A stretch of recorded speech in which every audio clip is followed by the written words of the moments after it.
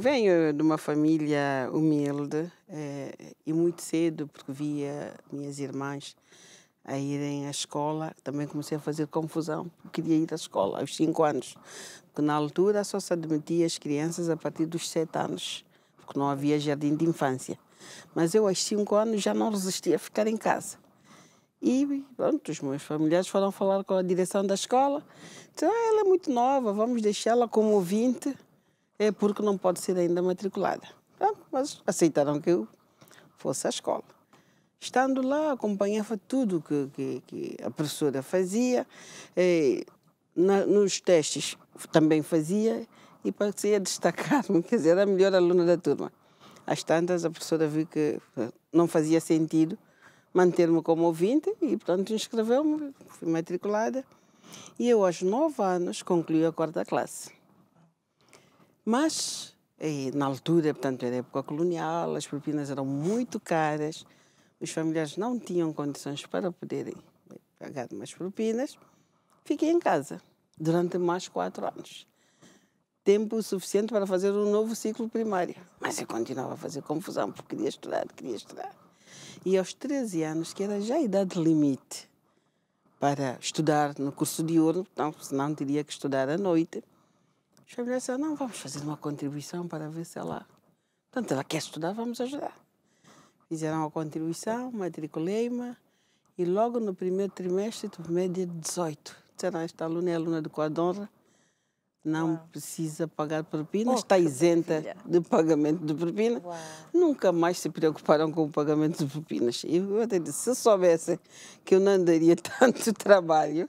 Tinham feito mais cedo. Tinham feito mais cedo, não teria ficado. É comum, é que é uma história bonita, a família reunir-se pelo seu desejo de continuar a estudar e ajudar. Exatamente, é uma coisa comum no seu país? O povo é assim, generoso? O povo é bastante generoso, as famílias são unidas. Se bem que agora também com esse fenómeno de globalização já se nota.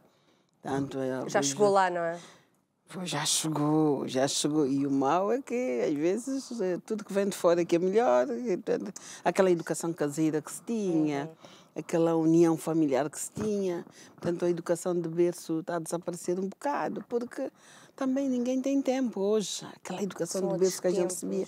São outros tempos em que os pais todos trabalham, os familiares trabalham. É uma nova realidade. É nova realidade, isto, portanto. Mas na altura havia muita união familiar. Até hoje há famílias que estão unidas, se bem que também há outras que estão completamente desavindas. Sim. Isto acontece em todas as sociedades, não é?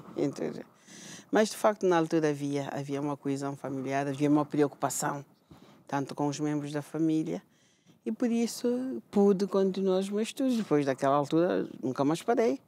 Portanto, continuei a estudar, fiz, portanto, concluí os liceus, apanhei uma bolsa para Cuba, fiz licenciatura em Economia, fiz mestrado e, ultimamente, em 2017, fiz o doutoramento. E estas conquistas, a doutora, como é que via isso? Era sempre, cada vez que terminasse uma fase, pensava logo numa segunda. E agora já me lançaram um desafio para pensar no pós-doutoramento. Já percebemos que parar não vai, de certeza. A porta abriu, nunca mais vai fechar. E continuo também, portanto, dando aulas. Eu dou aulas na Universidade Luzia de Santo Tomé e Príncipe. Tenho 4 turmas, dou metodologia de investigação científica, comércio internacional e economia de desenvolvimento. São 3 cadeiras que, portanto, vou dando na universidade. Continuo, mesmo em campanha, tenho estado a dar aulas. O seu dia tem mais do que 24 horas, então, é a minha curiosidade. Sempre teve, porque mesmo na universidade, nós estudamos num país em que se falava espanhol, eu tinha sempre tempo para estudar francês, aprendi a estudar francês, portanto, numa escola privada, matriculei-me, praticava desporto, eu participava nas competições, portanto, gostava de desporto, sobretudo o atletismo, fazia 100 metros, relevo 4%, portanto era velocidade. Participei nas competições, ganhei medalha de ouro, medalha de prata. Então era em todas as frentes, não era só nos estudos, não era só, até no desporto, doutora. Até no desporto. Já falámos um pouco de si, e eu acho que o seu país também faz parte de si. Exatamente. Fala-nos um bocadinho de São Tomé. São Tomé e Príncipe, portanto, são duas ilhas com uma extensão de 1.001 km², com uma população que ronda os 200 mil habitantes. É um país muito jovem, porque 70% da nossa população tem idade inferior a 35 anos, com grandes desafios que se colocam ao nível da educação, da formação, do emprego, da habitação, da saúde. Portanto, é um país que tem, de facto, grandes desafios. E quando nós olhamos para o país, tem uma posição geoestratégica bastante privilegiada no Golfo da Guiné. Tem grandes potencialidades, quer para o desenvolvimento do turismo, quer para o desenvolvimento de serviços. E a gente pergunta, mas por que esse contraste entre as grandes potencialidades que tem o país e o nível de pobreza que tem? Portanto, uma das constatações é que em São Tomé e Príncipe o Estado é o maior empregador. E em nenhum país do mundo o Estado pode ser o maior empregador. Não tem capacidade para absorver tanto toda a mão de obra. Costumo dizer que a maior riqueza que temos são os homens e as mulheres que temos. Mas é necessário investir nelas, é necessário apostar seriamente. E com o Estado, como maior empregador, há um nível de desemprego bastante elevado. Por isso, é necessário dar-se volta a isso. Abrir o país. O país tem potencialidades para se transformar num país de prestação de serviços. Estudos indicam que aqueles países que adotaram sua estratégia de desenvolvimento, baseada na prestação de serviço, nas exportações, atingiram outros patamares de desenvolvimento. Tal é o caso das Ilhas Maurícias, das Seychelles, de Cabo Verde, de Singapura, que certamente já ouviram falar.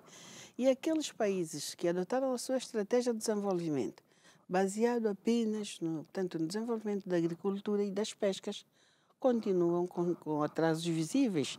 Tal é o caso de São Tomé e Príncipe, das Ilhas Comores e de muitas outras ilhas que adotaram esse tipo de estratégia. Daí que nós pensamos, porque São Tomé e Príncipe já passou por vários ciclos econômicos. O ciclo econômico da cana-de-açúcar, em que chegou a ser o maior produtor mundial da cana-de-açúcar. O ciclo econômico do cacau, foi o maior produtor de cacau em 1930, quando atingiu as 35 mil toneladas de cacau, ultrapassando países como o Brasil, como as ilhas, como a Costa do Marfim. Portanto, mas os dados disponíveis indicam que o ciclo do cacau está a tender para o seu fim, que é necessário pensar-se no novo ciclo econômico. E este novo ciclo econômico é o ciclo da prestação de serviços, é o ciclo das exportações. Já falou até no turismo. No turismo. O que é que podemos ver de bonito? O que é que há de bonito em São Tomé e Príncipe? Num mundo cada vez mais globalizado, o melhor produto que São Tomé e Príncipe tem para oferecer ao mundo é o turismo.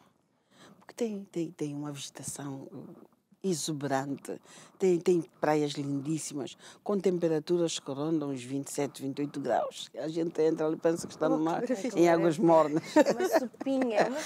Com uma gastronomia fora de série. Portanto, o que é necessário é valorizar, é aproveitar as potencialidades que temos. E o país precisa, de facto, de criar, portanto, algumas infraestruturas de caráter estruturante. Pois, sem infraestruturas também é complicado, por exemplo, receber os turistas. Aí é que está. Portanto, nós precisamos ter um hospital de referência, porque os turistas, quando vão, precisam também de serem bem tratados. Claro. Se adoecerem, terão, portanto, onde recorrer para tratarem da sua saúde. Nós precisamos, para transformar esse país num país de prestação de serviço, de duas infraestruturas de caráter estruturante. Um porto em águas profundas, que até agora não temos. Nós temos um porto que não é acostável. Os navios, quando chegam, ficam no alto mar, depois vai-se fazendo transbordo com os batelões, o que acarreta, portanto, grandes custos de subestadia do navio. Um navio que podia descarregar numa ou 2 horas e ir-se embora, às vezes fica 1, 2 semanas a fazer a descarga. E quem paga os custos, tanto do corrente de estúdio, são os consumidores. Claro. São os consumidores. Portanto, havendo um porto em águas profundas, os navios serão navios acostáveis, chegarão lá e numa hora, 2 descarregam. Podemos até aproveitar para prestar serviço. Quem tanto vê a localização de São Tomé e Príncipe, embora sejamos um país de 1.001 km² de superfície, nós temos na nossa costa, a menos de 2 horas de voo e a menos de 24 horas por navio, de um grande mercado, o mercado da nossa sub-região, que engloba Angola, Nigéria, a Costa do Marfim, os Camarões, o Gabão. Ou seja, seria muito mais fácil entrar e sair. Exatamente. Com cerca de 365 milhões de consumidores e com um PIB anual que ronda os 765 bilhões de dólares por ano. Portanto, é um grande mercado que está na nossa vizinhança e que podemos explorar. Porque, de facto, a nossa posição geoestratégica no Golfo é bastante privilegiada. Infelizmente, até agora... Tinha que se aproveitar melhor. Infelizmente, até agora, pouco ou nada se tem feito para aproveitar, de facto, esta nossa posição geoestratégica no Golfo de Guiné. Para além disso, o país tem essa extensão, como eu dizia, de 1.001 km² de superfície, mas tem uma zona econômica exclusiva de 160 mil km². Exclusiva? Exclusiva. A nossa zona econômica exclusiva é 160 vezes maior do que a nossa superfície terrestre. E rica em recursos naturais, mesmo petróleo. Nós, portanto, temos... Está subaproveitado. Está subaproveitado e podíamos aproveitar. Hoje fala-se muito da economia azul, que é aproveitar, de facto, o mar. E eu julgo que, portanto, o futuro de São Tomé e Príncipe terá que passar por isso. O melhor aproveitamento da sua zona econômica exclusiva, para o melhor aproveitamento da sua posição geoestratégica e geoeconômica no Golfo da Guiné. E eu acho que é por aí que temos que ir, porque senão estaremos a deixar o país como está neste momento. Não evolui. Deixa-me dizer que dos recursos que alimentam o nosso Orçamento Geral do Estado, 90% ou mais, às vezes chega a ser 93%, 95%, provém da ajuda externa, quer em termos de crédito, quer em termos de donativo. Ou seja, é demais. É um país que praticamente vive da ajuda externa. Um país que tem riqueza. Para si. Exatamente. Não consegue. Exatamente. Não consegue. Por isso a solução é abrir o país ao mundo. É apostar no investimento, quer estrangeiro, quer nacional, criar incentivos para atrair investimentos, para que se possa desenvolver o turismo, desenvolver as zonas francas, aproveitar melhor a economia do mar, portanto, e ter também uma política fiscal que seja competitiva para poder, de facto, atrair investimentos. Julgo que nós não temos grandes saídas se não apostarmos seriamente na prestação de serviço.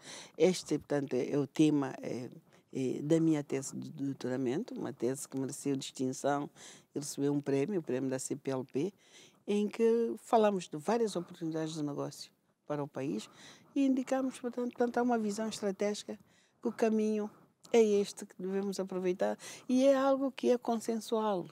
A nível dos órgãos de soberania, todos concordam que São Tomé e Príncipe pode ser transformado numa plataforma de prestação de serviço, mas é necessário que se comece a fazer alguma coisa. Mas era isso que eu lhe ia perguntar. Porquê é que acha que ainda não se deu esse passo? O primeiro é a nossa incapacidade de sermos inclusivos e de trabalharmos em conjunto. E a segunda questão são instabilidade política. Durante muitos anos andamos aí com muita instabilidade política, governos de 2 anos, de 3 meses, de 1 ano. Quer dizer, não há nenhum país... Não há estabilidade. É complicado. Agora, nesses últimos tempos, já tivemos um governo que durou uma legislatura. Este tudo indica que também poderá, está no 3º ano do seu mandato, porque não havendo estabilidade, também não haverá, de facto, desenvolvimento, não haverá progresso. Basta não haver um governo com continuidade que não exatamente, se consegue... Exatamente. Quer dizer, nunca passaria nada do papel, porque a seguir vem outro. E isto também é um dos aspectos que se constata em São Tomé e Príncipe, é que não existe uma política de continuidade do Estado.